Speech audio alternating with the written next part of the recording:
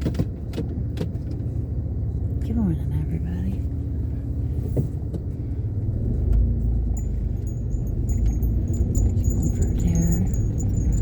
Just going for a tear to some errands.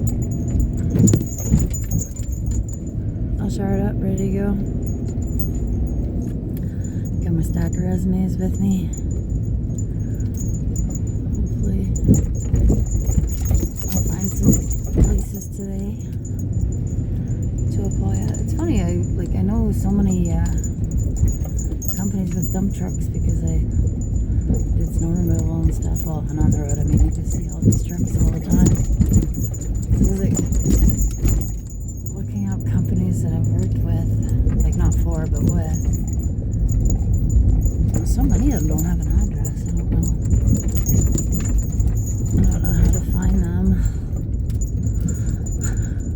I'm gonna stand on the off ramp on the highway there and give them out there. Actually, my last time I had to go and physically take out resumes.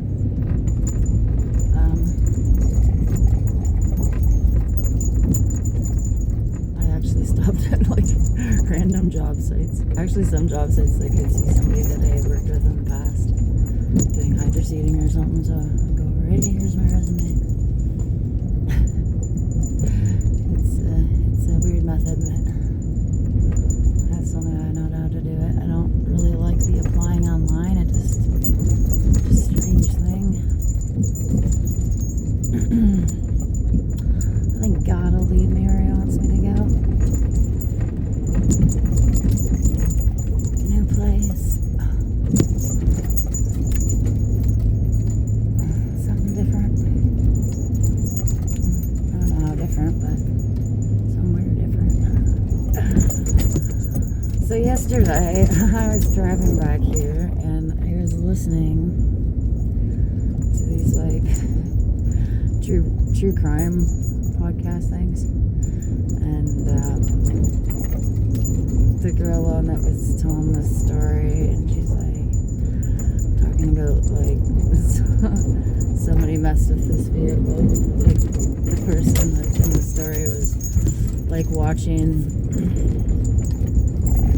the person's habits, and then they messed with their vehicle, and then they got stuck somewhere, and the person was waiting for them, and oh my God, it's so hilarious how we listen to these things. And I mean, I remember listening to scary stuff and reading scary books as a kid. I don't know how I did that and still slept at night. Oh, there's a puppy. Hello, puppy. Completely beyond me, because that happened, and then I go back to the back of the forest and my car ends up overheating, and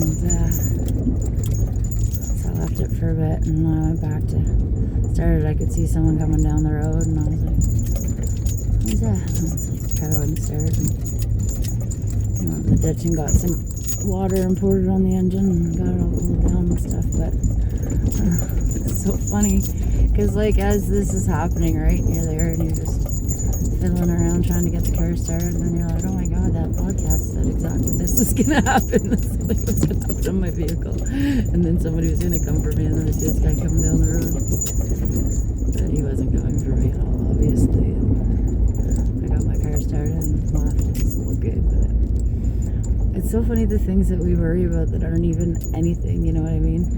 People, oh man, some of the things other people tell me they worry about, I'm like, what the fuck, man? Well, how would that ever become a worry? But I guess it depends. It's happened to you throughout your life and cause you trauma that and give you that fear response that keeps popping back up all through your life. It's kind of crazy because you can actually annihilate those fears. The more fears you annihilate, the better your life gets. I'm not walking around in fear.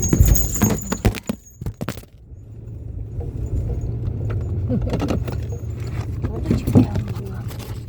Oh my God, are you drunk or something?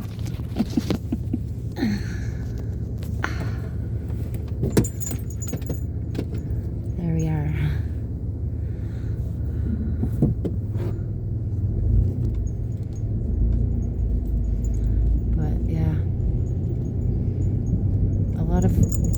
things happen that, you know, will strike that fear response. I remember one time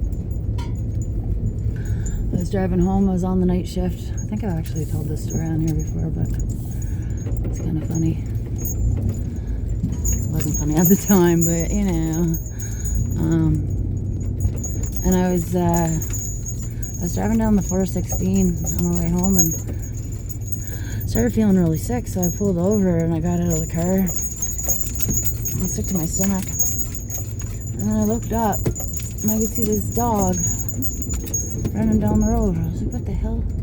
It's a dog on the road. And like, it's like, I worked until 11 at that time, so it's probably getting close to midnight. And I'm like trying to call this dog, get it over, get it in my car, and it wasn't coming. And so I got all distracted by this dog. And then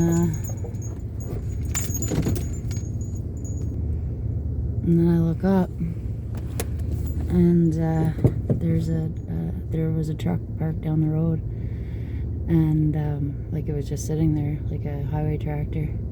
And I look up, and dude's walking towards me, and like he looks like Vin Diesel from Fast and the Furious. He's got a rag in his hand. I'm like, oh great, he's got chloroform, perfect. Right on, Jamie. You've put yourself in a very, very bad position here. And I'm a distance away from my car. So I get back. I'm getting a little jog on to get back to my car. And just as he was coming up, I got in the car, and so I rolled the window down a little bit because he was coming up. And he's like, hey, did you see that coyote?